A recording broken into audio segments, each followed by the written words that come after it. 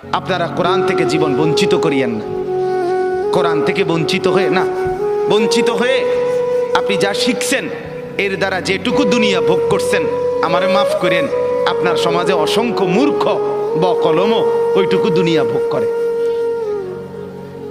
কথা বোঝেন নাই?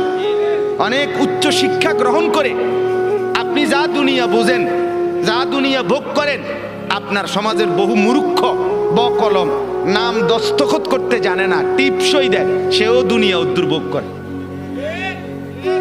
করে না? বলেন করে কিনা বলেন? একজন উচ্চ শিক্ষিত, আমি প্রতিদিন বলি, একজন উচ্চ শিক্ষিত মানুষ যেটারে টাইলস বলে, একজন মূর্খ মানুষ এটারে মাটি কয়। কি কয়? তো শাস্তে তো সমানে তুলো কথা বলেন। একজন ডক্টরেট ডিগ্রিধারী যেটারে ফাঙ্গাস কয়, মূর্খ এটারে তেলাপিয়া কয়। কি কয়? তো এবারটা চিনে না, কি এবারটা কি বুঝছে না? ওটা বেড়া বোঝে, বেড়ি বোঝে, রাত বোঝে, দিন বোঝে, সকাল বোঝে, দুপুর বোঝে, হাসি বোঝে, কান্না বোঝে, রোদ বোঝে, বৃষ্টি বোঝে, আলো বোঝে, অন্ধকার বোঝে, বিএস বোঝে, সিএস বোঝে, আরএস বোঝে, দলিল বোঝে, বিস্কুট বোঝে, সানাসুর বোঝে, বন বোঝে, বিড়ি বোঝে, সিগারেট বোঝে। কি বোঝে নাকি এতে? তো বলেন আপনি দুনিয়া কি ভোগ করছে?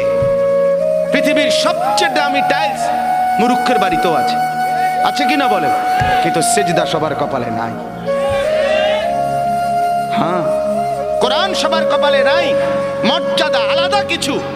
মেরে মোহতারাম, আমার বাপ, আমার ভাই, আমার বন্ধু, যদি আলাদা কিছু বলতে চাও, যে আলাদা কিছু তোমার কাছে আছে, সেটা সোফা বললে হবে না, খাট বললে হবে না, টাইলস বললে হবে না, অ্যাটাচড বাথরুম বললে হবে না, ফার্নিচার বললে হবে না, সেটা বলতে হবে গোলামি, সেজদা, বন্দিগি, আল্লাহর কোরআন, রব্বুল আলামিনের সাথে সম্পর্ক।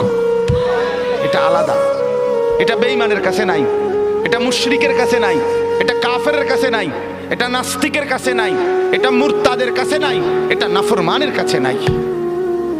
মানে দুনিয়া এটা সবার কাছে আছে কিনা বলেন না কেন?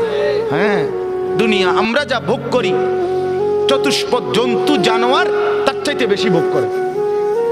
আমি নিজে পড়ছি যে একটা হাতি আপনার প্রতিদিন কমপক্ষে 250 কেজি 250 কেজি খাবার খায়।